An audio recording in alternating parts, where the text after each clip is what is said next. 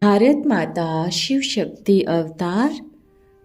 आज है 20/1/2025। Revise date है 4/4/1967। ओम मंडली। प्यारे बच्चे, बुद्धि में यही याद रहे कि हम स्टूडेंट हैं, हमको भगवान पढ़ाते हैं, हम स्वर्ग का मालिक बनने के लिए पढ़ते हैं।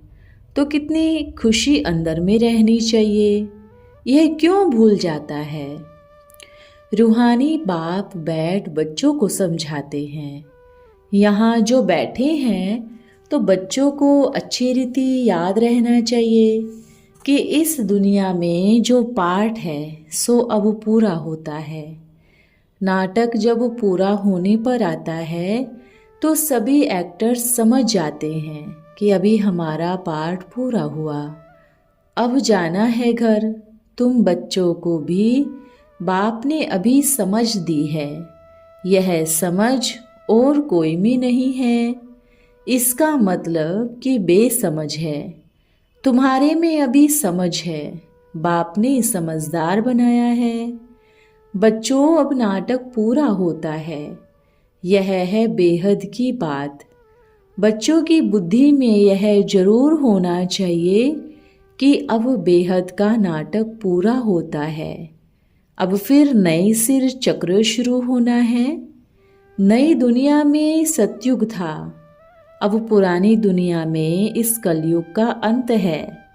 यह बातें तुम ही जानते हो। जिनको बाप मिला है, नए जो आते हैं उनको भी समझाना है कि अब पार्ट पूरा होता है। कलयुग अंत के बाद फिर सतयुग रिपीट होता है। अब स्टेज पर जो भी आत्माएं हैं उन सबको वापस जाना है अपने घर। अब नाटक पूरा होता है। इससे मनुष्य फिर समझ लेते हैं कि प्रलय होती है। अब तुम जानते हो कि पुरानी दुनिया का विनाश कैसे होता है। भारत तो अविनाशी खंड है, बाप भी यहाँ ही आते हैं, बाकी और सब खंड खलास हो जाएंगे। यह ख्यालात और कोई की भी बुद्धि में आ नहीं सके। बाप तो बच्चों को समझाते हैं कि अब नाटक पूरा होता है, फिर रिपीट होना है। आगे नाटक का नाम भी तुम्हारी बुद्धि में नहीं था। कहने मात्र सिर्फ कह देते कि यह सृष्टि नाटक है और हम सभी एक्टर्स हैं। आगे जब हम कहते थे तो शरीर को समझते हैं। अब बाप कहते हैं कि अपने को आत्मा समझो और बाप को याद करो। अब हमको वापिस घर जाना है, वो है स्वीट होम। इस निराकारी दुनिया में हम आत्माएं रहती है। यह ज्ञान कोई भी मनुष्य मात्र में नहीं है। अभी तुम संगम पर हो, जानते हो कि अभी हमको वापिस जाना है। भक्ति खत्म होती है, पुरानी दुनिया खत्म तो भक्ति भी खत्म। तुम जानते हो पहले पहले कौन आते हैं, कैसे यह धर्म नंबरवार आते हैं। यह बातें कोई शास्त्रों में नहीं है, यह बाप ही नई बातें समझाते हैं। कोई और समझा ही नहीं सकते। बाप भी एक ही बार आकर समझाते हैं। ज्ञान सागर बाप आते ही हैं एक बार, जबकि नई दुनिया की स्थापना पुरानी दुनिया का विनाश करवाना होता है। बाप की याद के साथ यह चक्र भी बुद्धि में रहना चाहिए। अब नाटक पूरा होता है, हम जाते हैं घर। पैसे भी खर्च किए भक्ति करते करते। हम सतो प्रधान से तमो प्रधान बन गए, पुरानी ही दुनिया हो गई। नाटक को पुराना हुआ नहीं कहेंगे, नाटक तो कब पुराना होता ही नहीं। नाटक तो नित नया है, यह तो चलता ही रहता है। बाकी दुनिया पुरानी होती है, हम एक्टर्स तमो प्रधान दुखी हो जाते हैं, थक जाते हैं। सतयुग में थोड़ी ही थकेंगे, कोई बात में थकने तंग होने की बात ही नहीं है। यहाँ तो अनेक प्रकार की तंगी देखने में आती है। तुम जानते हो कि यह पुरानी दुनिया खत्म होनी है। संबंधी आदि कुछ भी याद नहीं आना चाहिए। एक बाप को ही याद करना है जिनसे विकर्म विनाश होंगे। विकर्म विनाश करने का और कोई उपाय ही नहीं है। गीता में भी अक्षर है मन मना भव, परंतु और कोई भी समझ ना सके। बाप कहते हैं मुझे याद करो और वर्षे को याद करो। तुम विश्व के वारिस अर्थात मालिक थे, सतो प्रधान थे, आप तमो प्रधान बन गए हो। फिर बाप द्वारा अब तुम विश्व के मालिक बन रहे हो, तो कितनी खुशी होनी चाहिए। अब तुम कौड़ी से हीरे मिसल बन रहे हो। यहाँ पर तुम आए ही हो बाप से वर्षा लेने। अब तुम बनते हो गार्डन ऑफ फ्लावर्स। सतयुग गार्डन है तो कितना सुंदर है। फिर धीरे धीरे कलाएं कम होती जाती है। 2 कला कम हुई तो गार्डन मुरझाने लगा। अब तो कांटों का जंगल हो गया। मिरुआ और मनुष्यों में कोई फर्क ही नहीं रहा। मनुष्य मिरुआ से भी बदतर हो गए। अब तुम यह जानते हो दुनिया को कुछ भी पता नहीं। यह नॉलेज तुमको मिल रही है। यह नई दुनिया के लिए नई नॉलेज, नई दुनिया स्थापना होती है। करने वाला है बाप। सृष्टि का रचता बाप है। याद भी बाप को ही करना है कि आकर हेवन रचो, सुख धाम रचो, तो जरूर दुख धाम का विनाश होगा ना। बाबा तो रोज रोज समझाते रहते हैं, इसको धारण कर फिर समझाना है। पहले पहले मुख्य बात समझानी है कि हमारा बाप कौन है, जिससे वर्षा पाना है। भक्ति मार्ग में भी गॉड फादर को ही याद करते हैं कि हमारे दुख हर कर हमको सुख दो। तो तुम बच्चों की बुद्धि में यह स्मृति रहनी चाहिए। स्कूल में स्टूडेंट की बुद्धि में नॉलेज याद रहती है ना, कि घर बार स्टूडेंट लाइफ में धंधाधूरी आदि की कोई बात ही नहीं होती, स्टडी ही याद रहती है। यहाँ तो फिर कर्म करते गृहस्थ व्यवहार में रहते बाप कहते हैं कि स्टडी करो। ऐसे नहीं कहते कि सन्यासियों की माफिक स्टडी छोड़ दो। यह है राजयोग प्रवृत्ति मार्ग का। सन्यासियों को भी तुम कह सकते हो। यह है तुम्हारा हठ योग। तुम घर बार छोड़ते हो, यहाँ वो बात नहीं है। यह दुनिया ही कैसी गंदी है, क्या क्या लगा पड़ा है। गरीब आदि कैसे रहे पड़े हैं। बाहर से जो टूरिस्ट आते हैं उनको तो अच्छे अच्छे स्थान दिखाते हैं। गरीब आदि कैसे गंदे में रहे पड़े हैं, वो थोड़े ही दिखाते हैं। जैसे बॉम्बे में कोई आएंगे तो अच्छे अच्छे स्थान दिखाएंगे। भले यह है तो नर्क ही, मगर उसमें भी फर्क तो है ना। साहूकार लोग कहाँ रहते हैं, गरीब कहाँ रहते हैं। कर्मों का हिसाब है ना। सतयुग में ऐसे गंदे हो नहीं सकते। वहाँ भी फर्क तो रहता है ना। कोई तो सोने के महल बनाएंगे, कोई चांदी के, कोई ईंटों के। वहाँ इतने सब धर्म रहेंगे ही नहीं। यहाँ तो कितने खंड है। वहाँ पर तो सिर्फ हम ही होंगे। यह भी बुद्धि में रहे तो हर्षित अवस्था रहे। स्टूडेंट को बुद्धि में स्टडी ही याद रहती है। यहाँ फिर समझाया जाता है बाप और वर्षे को याद करना है। वो तो कह देते हैं कल्प की आयु लाखों वर्ष है, यहाँ पर तो बात ही 5,000 वर्ष की है। तुम बच्चे समझ सकते हो कि अब हमारी राजधानी की स्थापना हो रही है, बाकी सारी दुनिया खत्म हो जानी है। यह पढ़ाई है ना, बुद्धि में यही याद रहे कि हम स्टूडेंट हैं, हमको भगवान पढ़ाते हैं, तो भी कितनी खुशी रहे। यह क्यों भूल जाता है? माया बहुत प्रबल है, यह भी भुला देती है। स्कूल में सब स्टूडेंट पढ़ रहे हैं, सब सेंटर वाले जानते हैं कि हमको भगवान पढ़ाते हैं।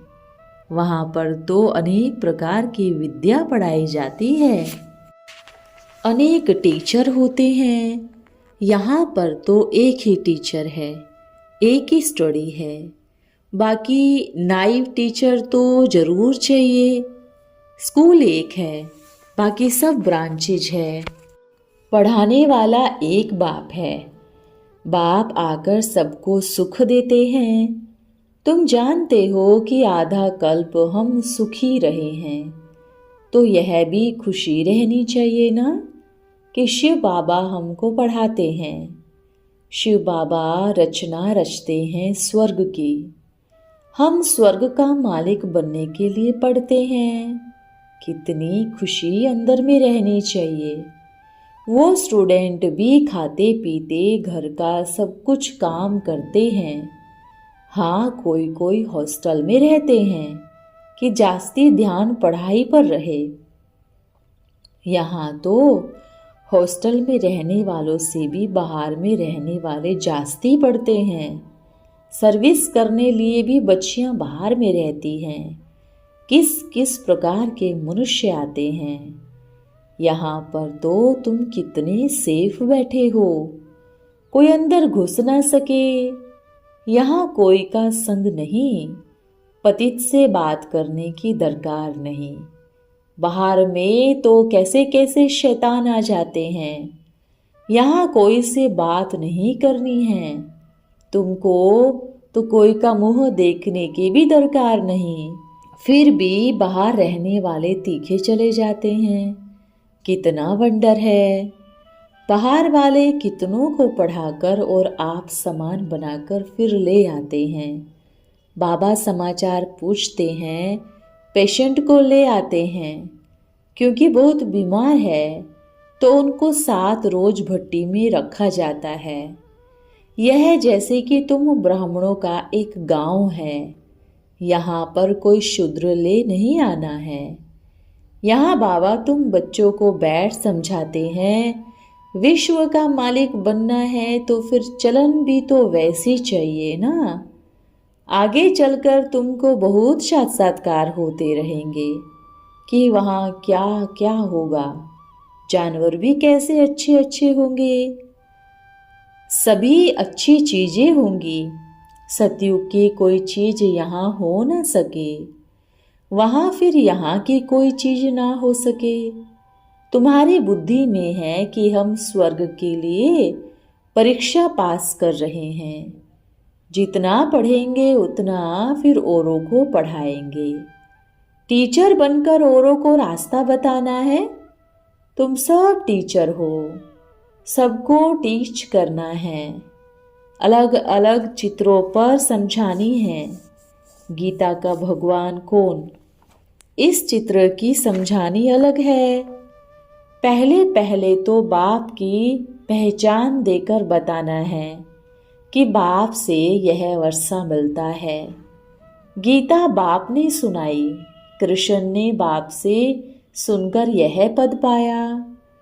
प्रजापिता ब्रह्मा, ब्राह्मण भी यहाँ ही चाहिए, ब्रह्मा भी पढ़ते हैं। शिव बाबा से तुम भी पढ़ते हो विष्णुपुरी में जाने के लिए। यह है तुम्हारा अलौकिक घर। लौकिक, पारलौकिक और अलौकिक नई बात है ना।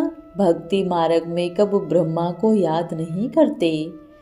ब्रह्मा बाबा किसको कहना आता ही नहीं।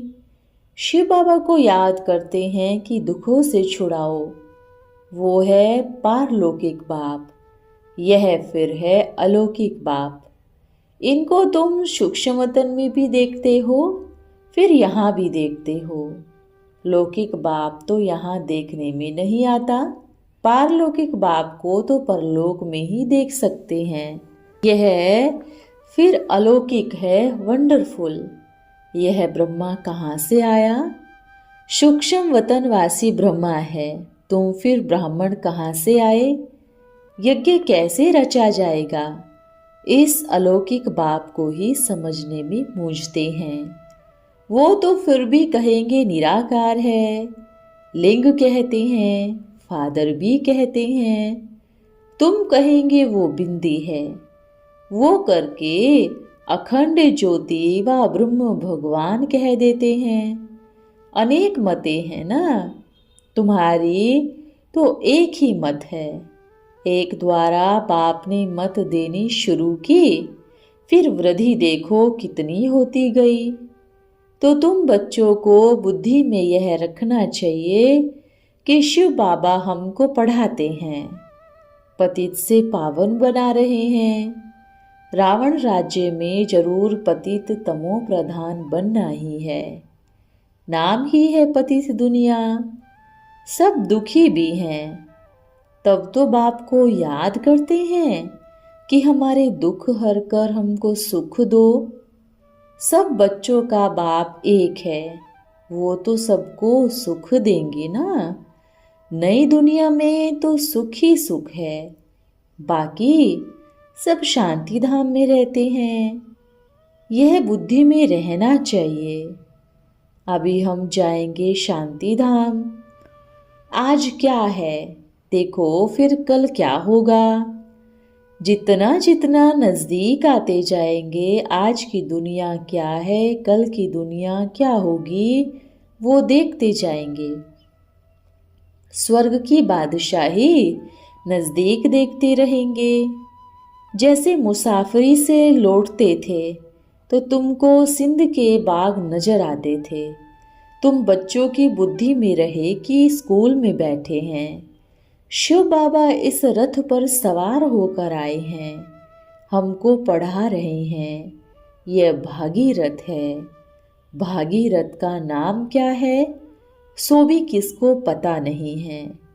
यहाँ जब आकर बैठते हो तो बुद्धि में यह याद रहे कि शिव बाबा आए हुए हैं, हमको सृष्टि चक्र का राज बता रहे हैं। अब नाटक पूरा होता है, अब नाटक पूरा होता है, अब हमको जाना है। यह बुद्धि में रखना कितना सहज है, परंतु यह भी याद कर नहीं सकते कि अभी चक्र पूरा होता है, अब हमको जाना है। फिर नई दुनिया में आकर पाठ बजाना है, फिर हमारे बाद फलाने फलाने आएंगे। अब तुम जानते हो कि यह सारी चक्र कैसे फिरता है, दुनिया वृद्धि को कैसे पाती है। नई से पुरानी, फिर पुरानी से नई होती है। विनाश के लिए तैयारियां भी देख रहे हो, नेचुरल कैलेमिटीज भी होती है। इतने बॉम्ब्स बना रखे हैं तो काम में तो आते हैं ना। बॉम्ब्स से ही इतना काम होगा जो फिर मनुष्यों से लड़ाई करवाने की दरकार ही नहीं रहेगी। लश्करों को फिर छोड़ते जाएंगे, बॉम्ब्स ठोकते जाएंगे, फिर इतने सब मनुष्य नौकरी से छूट जाएंगे तो भूखों मरेंगे ना। यह सब होने का है। फिर सिपाही आदि का भी क्या करेंगे।